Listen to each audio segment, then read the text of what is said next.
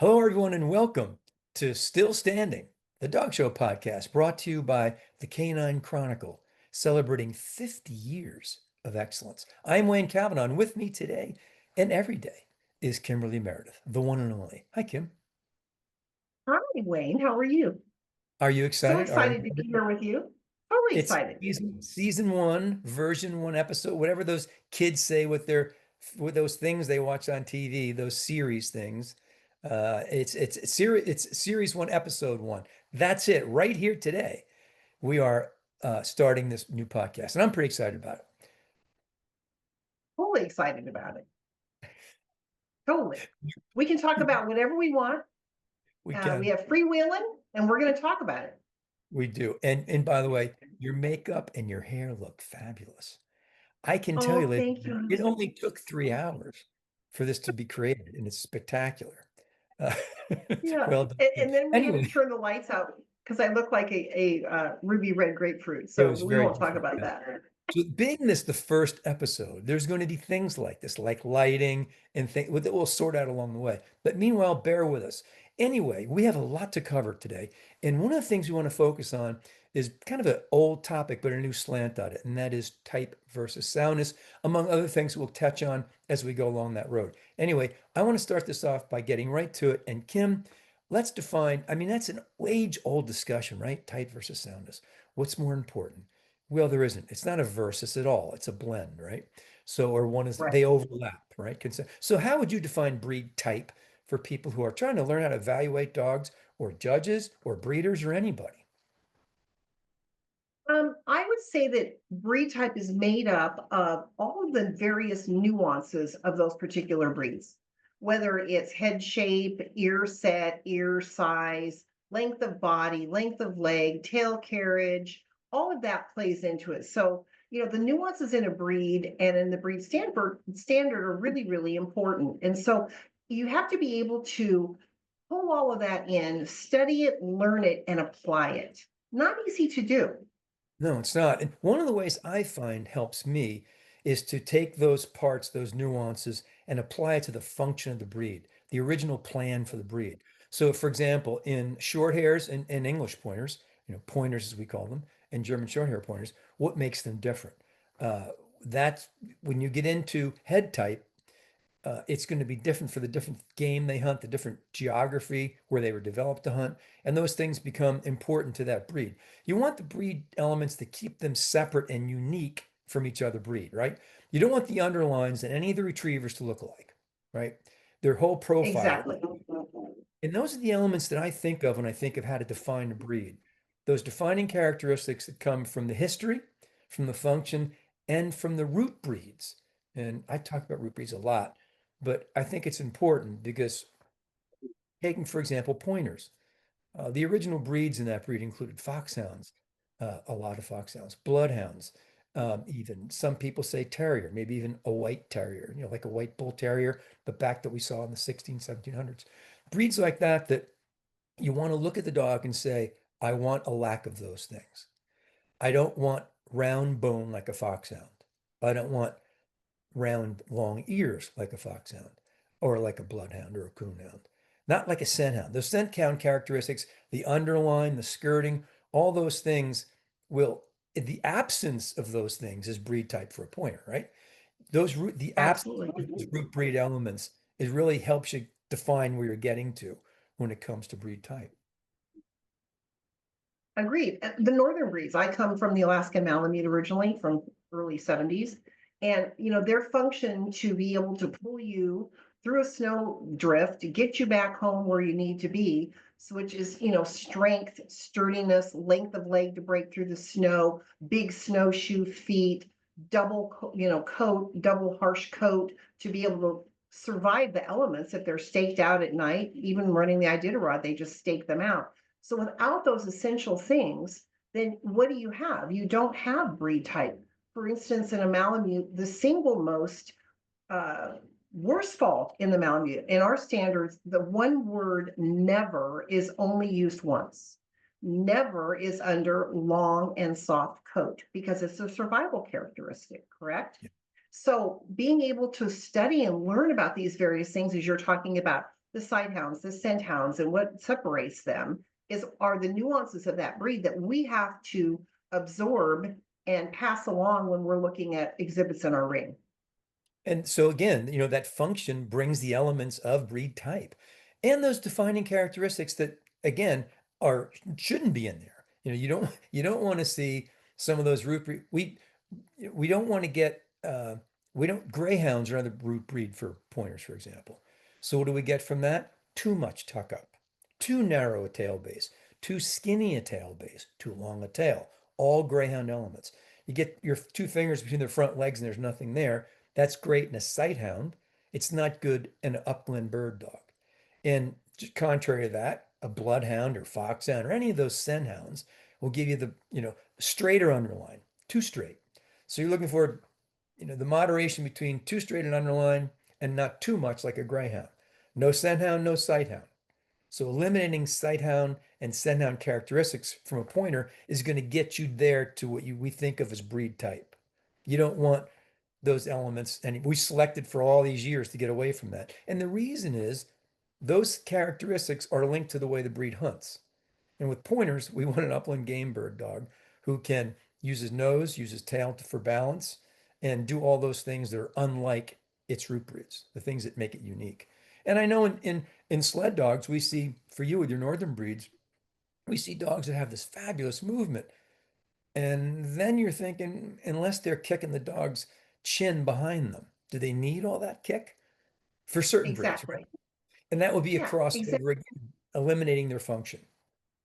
Sure, sure. I mean, you don't want a lot of wasted motion in a sled dog that's going to be pulling you. Like the Siberian Husky is a different story. They're bred to race, okay? And there's, large teams. Malamute was a solitary dog, stayed with the children, stayed in the igloo, and when the fish village was fished out, they would take their sledge, big heavy sledge, they'd pile the kids, all their belongings, and that single dog would drag them and pull them to the next fishing village. So they weren't around a lot of other dogs. And you don't need fast, racy, flashy movement. You don't want it in that breed. They're the Clydesdale of the breed as opposed to the Siberian Husky. And you like comparisons, so you're comparing like the different bird dogs and upland bird dogs and all of that. It all plays into it so importantly. It does. The setters are a great example, right? I mean, I've had the good fortune of running Irish setters in the Dublin Mountains. When you see that terrain, you see those bogs, and you see the incredible expanse. The expanse is phenomenal. And those dogs run miles a day. You understand why they need that racy element. Not saying they should be a racy breed, but that element that keeps them more speed and more I don't know, something that applies to that function and keeps them different from Gordon setters. You certainly don't want a Gordon setter to look like an Irish setter or an English setter or red and white. And knowing those differences, being able to compare those breeds to each other is what gets you to breed type for that breed. And character, temperament. I'm sure for you, are Malamutes and Siberians similar in temperament or a little different?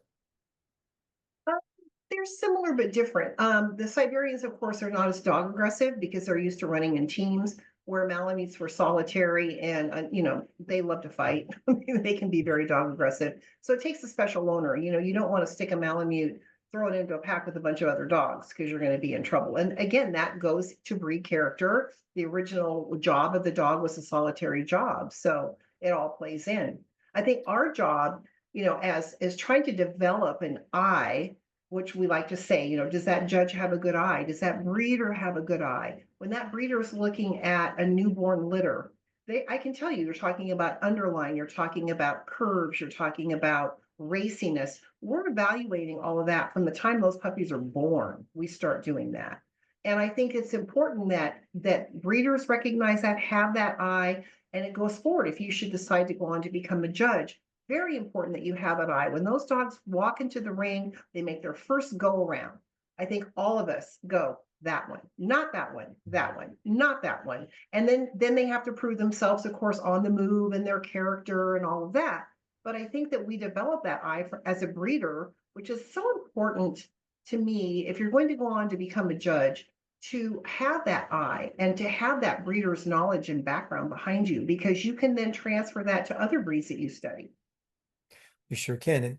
And looking at puppies, looking at lots of puppies, and looking at lots of dogs really does sharpen that eye and get you dialed into what you want to see. I remember Elliot Weiss at his house. This has got to be 40 years ago, and he had or more. They're Chesapeake Bay Retrievers in the backyard, and I was really working on trying to get that profile right. We're having breakfast, and I looked out the window and I said, "That's the shape, right?" It just it. I knew it when I saw it, and he said, "Yes, that's the best picture we ever had." That's what you have to see dogs. It so much depends upon seeing. And there's a poem that no one in the world will know, and it simply said, "So much depends upon the red wheelbarrow, blazed with rainwater beside the white chickens." And I always thought it should say, "Depends upon seeing the red wheelbarrow, glazed with white with rainwater beside the white chickens." You can picture the feathers on there, and unless you've seen that scene and know the farm scenes and know what chickens look like, and assume you know what a red wagon looks like, you can't put the whole thing together. So when you're judging and you have the opportunity to see three dogs, four dogs over and over again, good luck developing that eye. Without Right. without doing that comparison and contrasting, it's really hard to develop that pinpoint. It almost has to be so ingrained in your brain. If you have to sit there and go, okay, let's see, shouldn't have that underline, shouldn't have that top line, shouldn't have this, and shouldn't have, you're going to judge them in pieces, you're never going to get it. By seeing dogs Exactly. over and over and over again, you can walk in.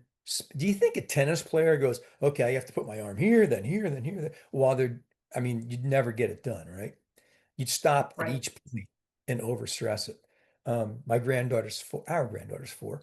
My wife's a really good swimmer and a good teacher of it. And when you see Tatum go to the edge to the diving board, you can, at this age, at four, she'll be saying to herself, hands here, focus here, arms here. And once she gets that down, she won't have to say that anymore. And if you judge enough good dogs in big classes, you're never going to develop that eye. That's I part of think the problem that's we have why with good too, breeds, isn't the it? national specialties are so, I mean, you can't, if you're studying any breed, and especially if you're trying to complete a group, you got to go to the nationals because that's where you see the quantities and the quality. I mean, everybody's coming there looking for stud dogs, looking for puppies, etc. And if you're just judging small shows with small entries all the time, you're never going to sharpen your eye. You never are. You hope that if you are judging a large entry and you've got an entry of 8, let's say, most of the judges that I respect and that I know, they're going to get those first 4 up in front every time. They may not Mhm. have 1, 2, 3, 4 the exact placings, but they're going to have those first 4 up there, definitely. Bing, bing, bing, without thinking about it too much. And I think that's what we all need to strive to do. Mhm. It's on the job training. There's no doubt this is on the and I've used this analogy too many times, but when you get your driver's license, you've passed all the tests, you've practiced and studied, you're approved to drive. Are you as good that day or that week or that year as you are if you've been driving for 10 years or 15 years? And also to go down that path a little bit more, if you learn to drive in a rural area without any traffic, you might be really good in driving in the environment. But if you were born and raised in New York City and learn to drive in New York City, that's a whole different set of skills.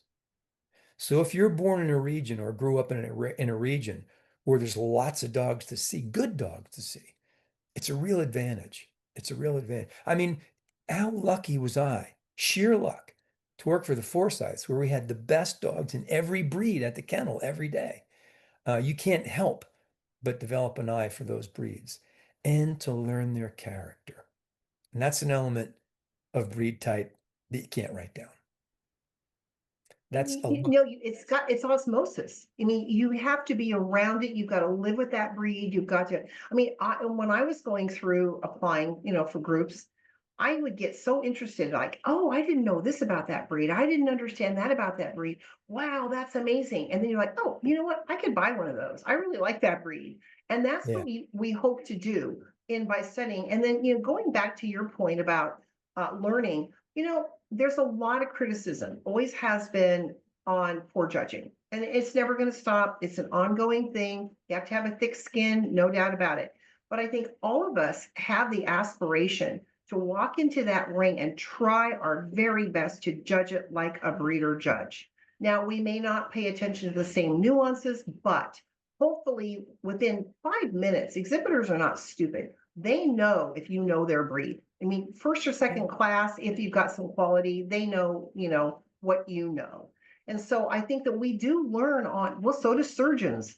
Surgeons learn on their patients. We learn on the exhibitors, Yeah. unfortunately. So do I judge Rottweilers the same now that I did when I first started? Absolutely not. But that's the difference, Wayne.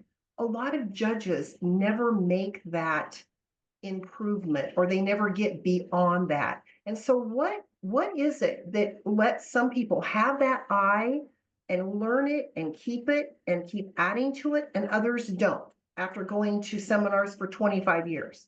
So what Well, the is that same difference? reason that if I got to go study with the Joffrey Ballet for 25 years, I'd never be a good ballerina. You know, you either have it or you don't. And I know that's a controversy. Can you develop an eye for a dog? I don't think so. I think you can get better at it. But the ones that can just walk in and go that one, that takes so much. It just takes a different kind of brain and a different kind of eye for balance. When I see judges that to me aren't finding balance, I think that I wouldn't want them picking out drapes for my living room.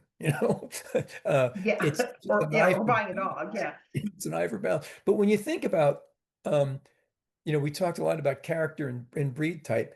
On the other end of that is soundness, right? So one of the things I always think of to try to delineate and meet that middle is, well, first of all, I think we need both. I think we need breeder judges who get right down into the leather, the ear, the veins in the ear leather, get right down to the things that mean so much to define that breed.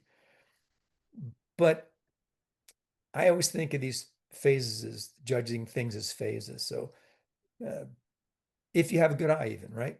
Phase one, you walk in the ring, you go, that's a good dog. What kind of dog is it? What breed? I don't know, but that's a good dog. You have that eye for basic balance, symmetry, and athleticism. You have that. You can judge like that forever. A lot of people do, and without ever yeah, learning yeah, finer points of the breed. Then you get into phase two.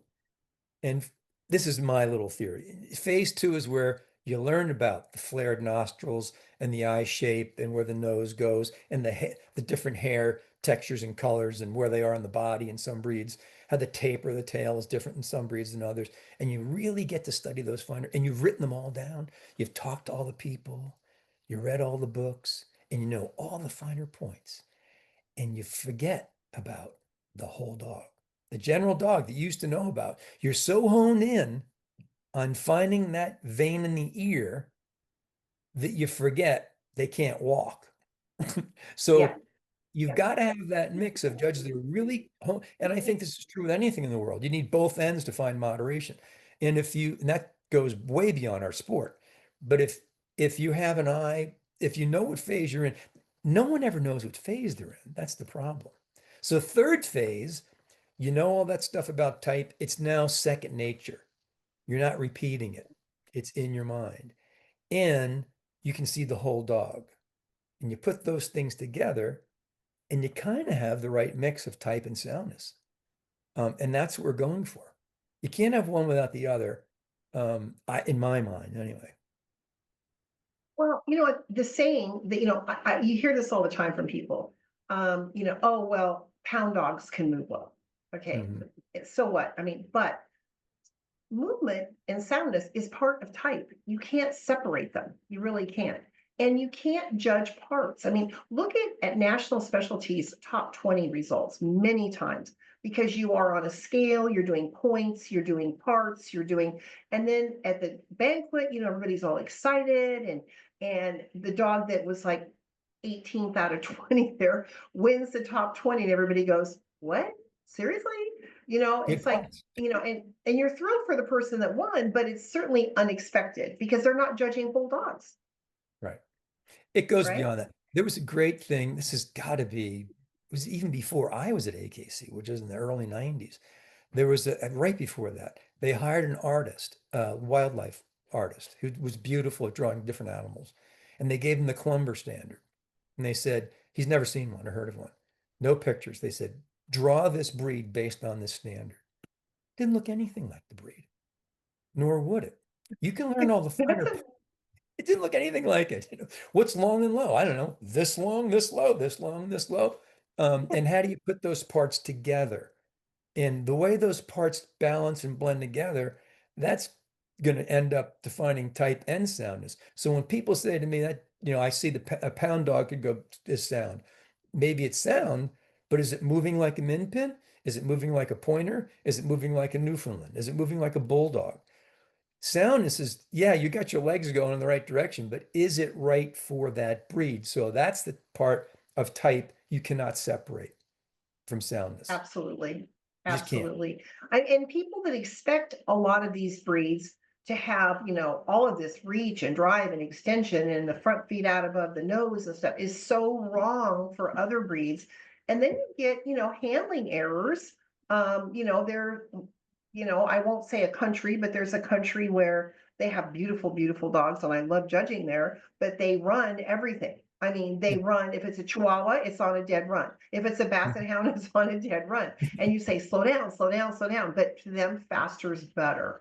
And so it's wrong for each breed, It is. right? So One of the part of the things that, art of handling is handling it correctly for its breed. and for the individual dog in that breed, right? Yes. Masters know how to show, you don't show every dog the same in every breed. You've got to know where you got and where to accentuate and how to make it look right. But, those are things that you have to work. There's so many good, and I don't just mean professional handlers. I mean, there's so many good exhibitor, bred by people, exhibitors, handlers that are so good at this now that you really got to know what you're doing in those quick seconds where you can see them standing on their own or whatever you might glance over. But in England, let's say, I would say they only have 26 championship shows there. We have about 10 million on Memorial Day weekend. So for all year, they have 26. We actually have Yeah. over 1,700. Don't get me started. But Yeah. because of that, the breed entries are so big that you have breed judges because it makes sense to. If you have 300 Goldens, you need two judges, Crufts, and a referee. But if you have a show where there's three and fours of this, you're going to need multiple group judges to do it. Just make it financially feasible. So when you have mostly breeder judges in a country, do they hyper focus on type and leave out the soundness part?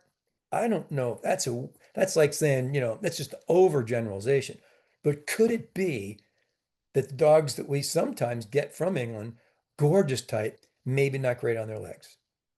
Or you Yeah. go to America and we have a lot of multi-breed judges doing these groups. Are they going more on movement or just basic soundness, showmanship, coat, whatever, trimming, presentation?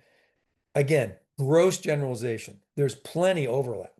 But if you take it as just a story and think maybe this country goes too much on type, this country goes too much on generic movement, where's the middle? And that's to me is where type and soundness come together. And we have great judges in Agree. America that can, and in England, that can obviously do just that. See the whole dog, see the parts that define the breed, watch it move, appropriate. And sound to me isn't just legs. It's Oh, sound yeah. temper, No, totally. Yeah. it's sound Big mind, part of it.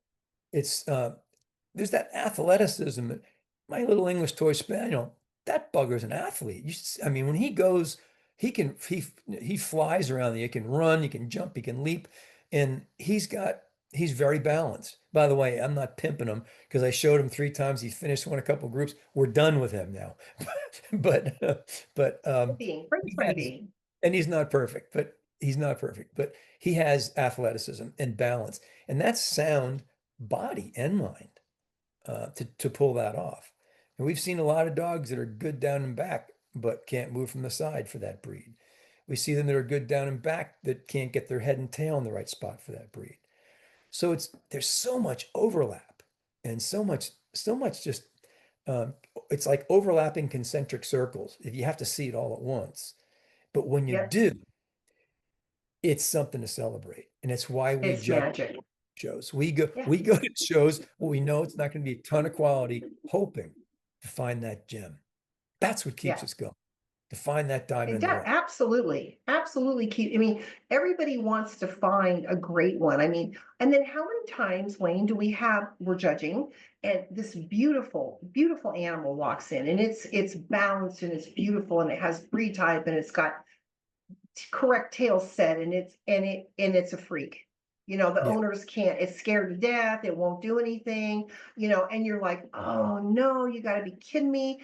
And then you see the dog and you just hope, okay, maybe it's the first time in the ring, second time in the ring, and you see it 6 months down the road at another show and it's behaving the same way. It's or temperament, worse. or worse, or worse. And what a shame, right? But I mean, there's no perfect dog, but you can build the perfect dog. But if it doesn't have the temperament, the outgoing, self-assured, it's not going to do anything. It's not going to win. And you just certainly don't want to breed it if it's got a freaky temperament. So I keep going back to it as a breeder. When I'm judging, I pretend this is like, I've been telling people this for years.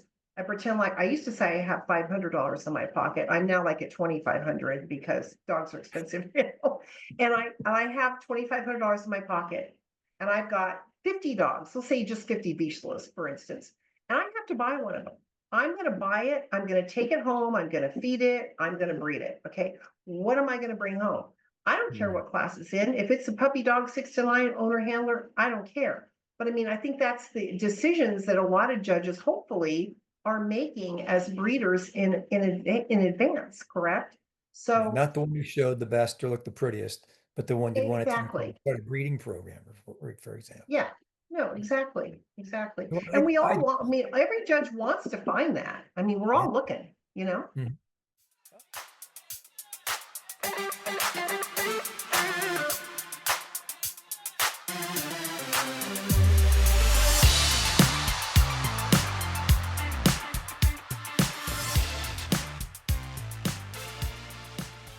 Oh, you can find, and Brody's better at this than me in the general population of the world, but he finds the good in everything. And I can do it, I hope, when I'm looking at dogs. I really do hyper focus right down the line. I convince myself that's ugly. I got to find something good about that one. Because if I'm not thinking about virtues instead of faults, I'm never gonna, first of all, I'm not gonna have fun in there looking for faults all Right. day. Anybody can fault you. Exactly. Um, but if you can be confident in knowing those virtues and what to look for, it's more fun for you and it's better for the breeds. You're not going to end up putting up the great show dog. You're going to look for the one that has the most virtues. With that said, we get a minute and a half on a good day, right? To look at your dog. Yeah. On a good day, providing that, everybody gets in the ring on time and all of that. I mean, I think that I don't think you can separate breed type and soundness. I really don't. I think it's got to be present in the same animal to move correctly for that breed, like we discussed. Mhm. Like a min pin, look at all the controversy over the years. Oh, that one has way too much lift. That one doesn't have enough lift. So it's everybody's, judging is subjective. What you may think is long, I may not think is long, or some of the adjectives in the standards. I can see why that Clumber Spaniel didn't look anything like a Clumber Spaniel, because going in the adjectives and the verbs in a standard is very different than looking at an animal. And a longtime mentor of mine and dear friend Rick Beauchamp used to say all the time, look at the whole dog. And okay, if its front sucks and everything else about that dog is so beautiful, everything in that dog is beautiful, it doesn't have a great front. Okay, so what? It doesn't have a great front. There's no perfect dog. So you choose that dog for all of its virtues. And yes, it has a fault, because they all do. People sitting outside the ring may say, oh my God, look at the front on that dog. I can't believe that dog won. Right? Yeah. All the time. People that Yes. haven't been around long enough. And I think that's another thing. If you're going to be able to learn how to see this intersection, this balance between type and soundness, which really is, it's really, that's the holy grail, right? Being able to see that combination and celebrate it. But if you're not able to learn how to see that, you're going to end up going down the road of showmanship and generic and fancy and you're never going to get in that mindset of going, that's the one I want to breed from. That's one. And I do a thing, and you've heard me say this, Kim, in the ring. I just think in my head, when I'm judging a gun dog, for example, I'll say a bird dog, a sporting dog in America. When I'm judging Yeah, that any of those yeah, breeds, and it gets down to it, my last thing I ask myself every single time, I have a single shot 410. I've got one shell.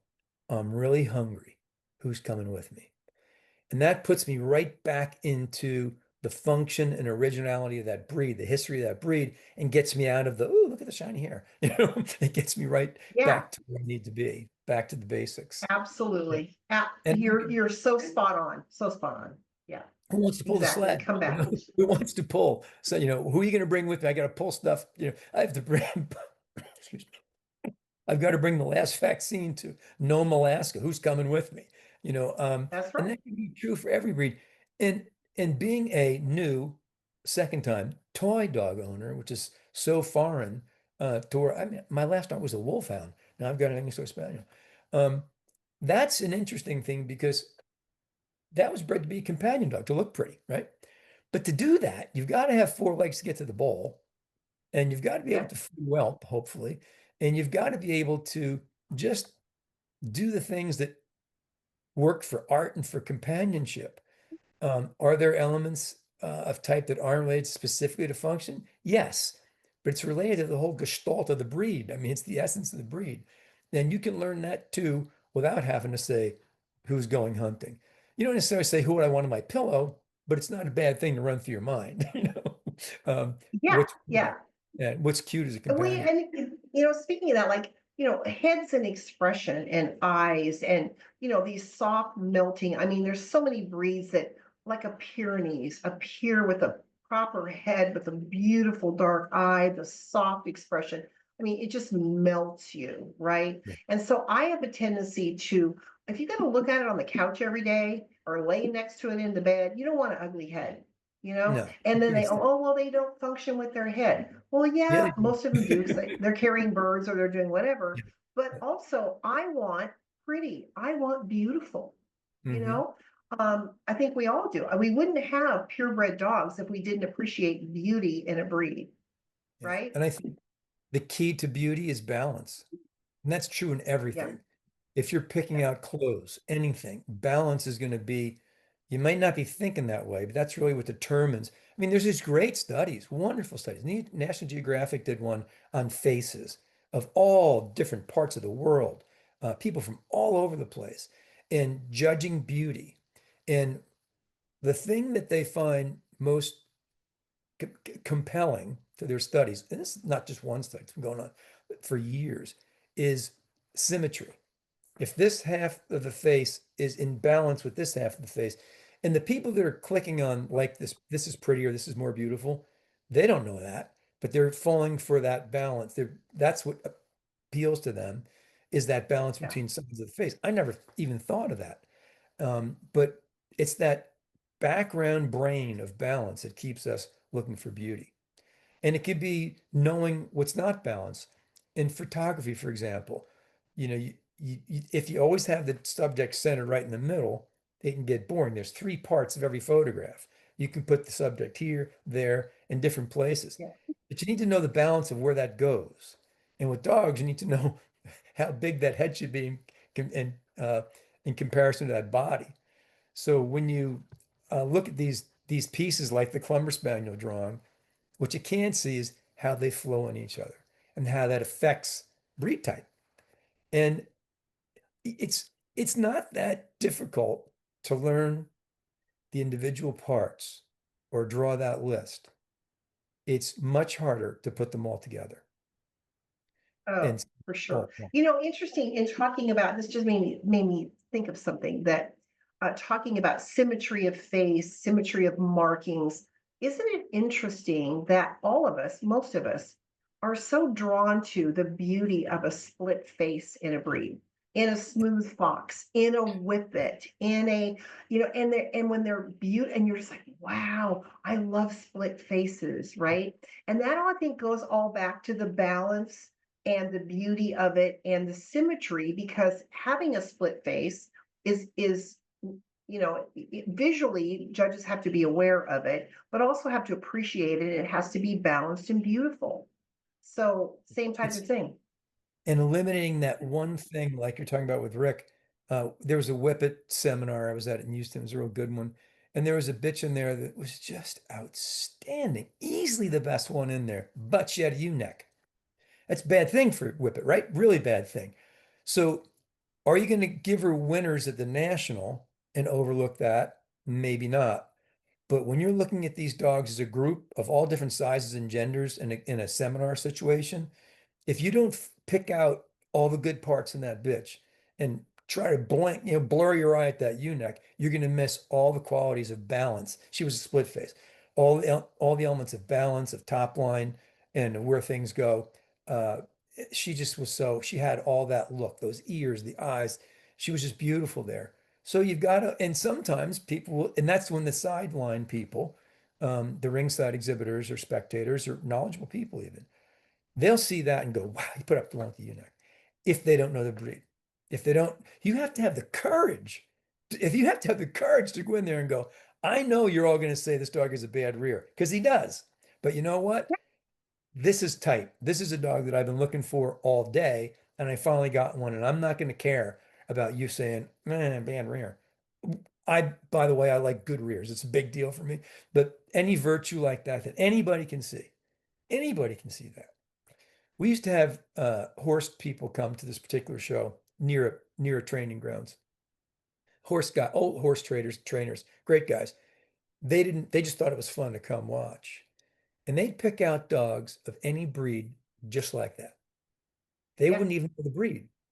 And I'd say, what is it that you like?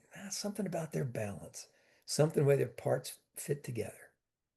Now, I wouldn't want them judging the national because they're not going to know the finer point. But they Right. have a third element, right? Soundness, type, and just shape and balance. What's one of the first Yes. things you walk into a ring? What's one of the first things you look at overall? What's one of the first things you look at when you're judging Shape and anybody? outline. Shape and outline. Shape and outline. Yeah. That often defines the breed, and it often defines balance, and it also Balance. really Yeah. gets you out of if you don't have that silhouette. And I mean totally blacked out, when you cut out I've got the cute little pictures of our daughters that someone did, just their profile, all one solid color. And it's so cool because you don't worry about all the bits, right? You just look and go, Yeah. that's so symmetrical. And when you see that balance, I've seen many good dog whose profile in my mind is destroyed by a loin this much longer than its rib cage. And that to me, you can pick up in that profile. Way too often. Way Way too often. and too Way many too breeds. often. In too many Short breeds. back, Yeah. long loin. Especially. Yeah, it's really hard. One of my breeds is the Doberman, and I love them and I've had them for many years and probably will always have one. But our breed is getting longer and longer and longer, and it's very hard to find one that's square. And we are a square breed. It's one of the 5 square breeds in the working group. So then we just kind of start accepting it. Well, it's a little long, but it's a little long, but But it runs fast. or it's yeah, right. Yeah, it runs fast. Yeah, With exactly. long. Same type of thing. So it's like we start, I often, and I'm sure you do too, Wayne, but I often will look at if there's a fault, whether it's the front, whether it's the rear, whether it's, um, I say to myself, okay, as a breeder, what can I fix in one generation? What can I Mhm. breed this animal to and fix this in one generation? Well, we know, and I'm a front nut, you're a front nut. Um, that you can't fix a front in one generation. There's so many moving parts to it, and you can lose it in one generation.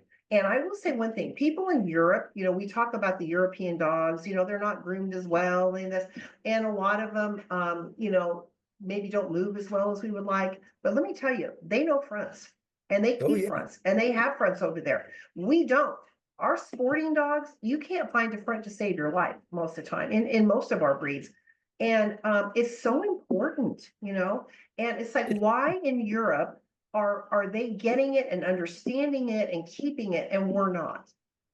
Because we love the straight front, sloping top line, overangulated behind.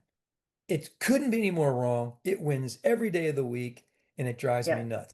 If you've seen yeah, in Irish setters in England, and Ireland, you've got perfect shoulder layback. You've got the length of upper arm, which is the big key here, right? That if we Yep. get all this layback with a short upper arm, and that's not going anywhere either. There's no place to extend that front leg. And we tolerate it here for the simple reason to make this sloping. When I see all these pictures in magazines where they put the dog on a rock, the front feet on a rock, Yeah. drives me Yeah. nuts. Yeah. Drives me I know. nuts. Yeah. Yeah. Here's a sloping top line. I'm way up on the rock now. How does that look? Even better? Not for Yeah. me. Not for me. Fancy. It's Yeah, fancy. yeah. Yeah. Let's really do that. They're going to start breeding them like that on a rock. But Well, it's going back to like, fixing something in one generation, I mean, that's something that I think that as judges and certainly as breeders, that, if you have no fronts, which I mean, it's a problem here.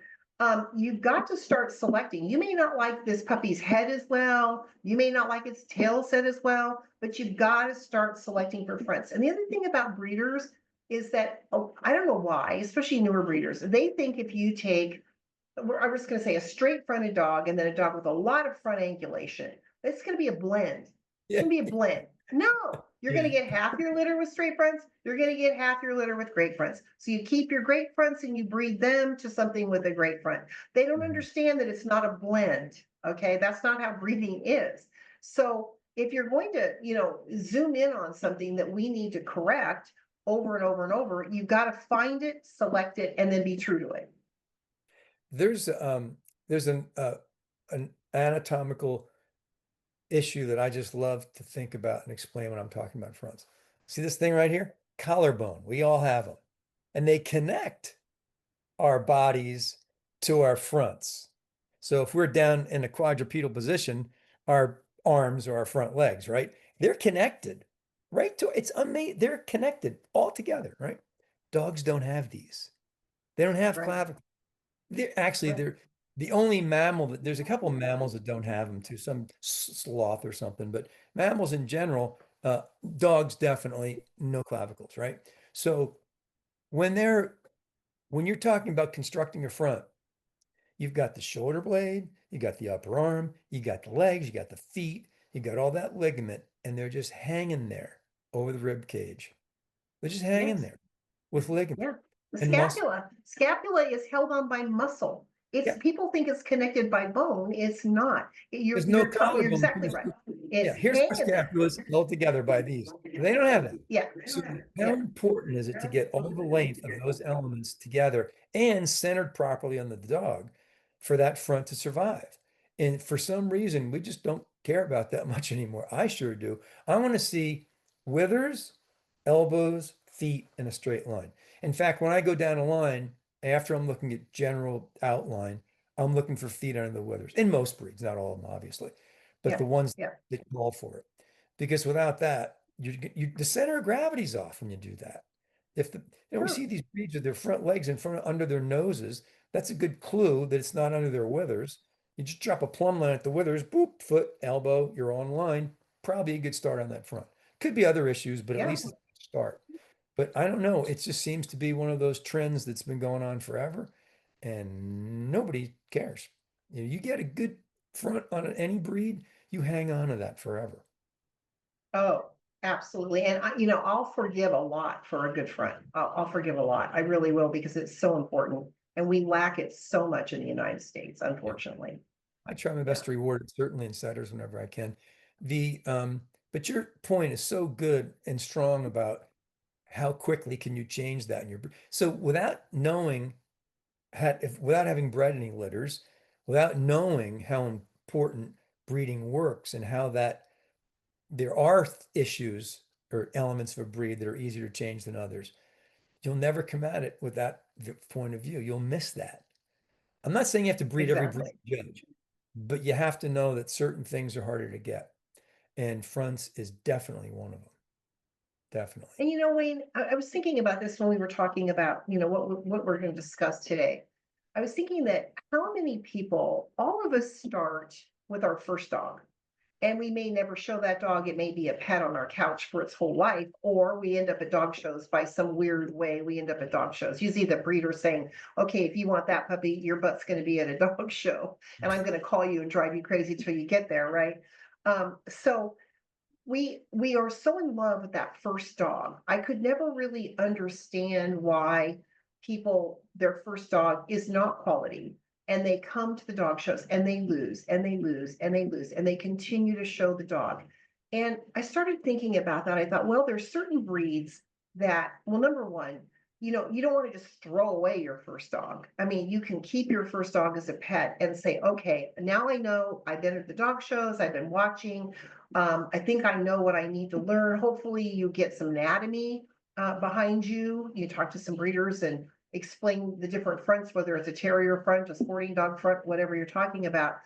But then you've got to have the guts or the knowledge, and maybe money plays into it, to go out and find a better dog or buy a better dog and kind of start over. And a lot of people don't do that. And we're also limited by, I'm originally from California for most of my life. You can only have two dogs. You can't have 3, 4, 5, 6, 10. The days of the old kennels are gone, long gone. You're lucky if you can have even two dogs anymore in the United States. So, you don't have the opportunity necessarily to go out and buy or get a better dog, which I think, I did that. I mean, I bought my first Malamute.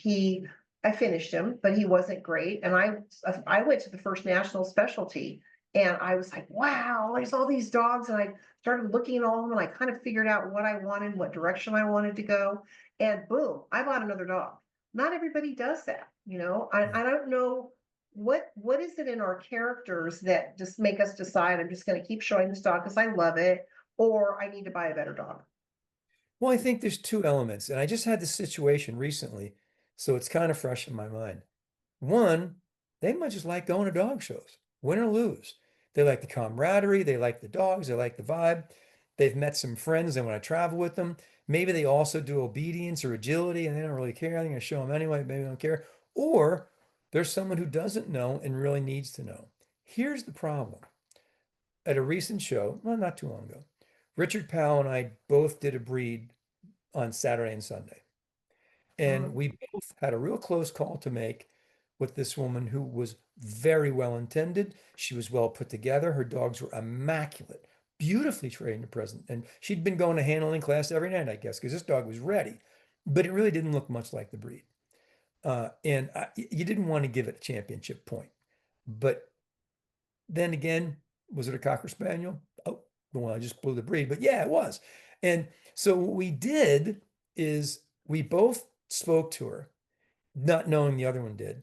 And then Richard said, she's so interested. How about we get her together?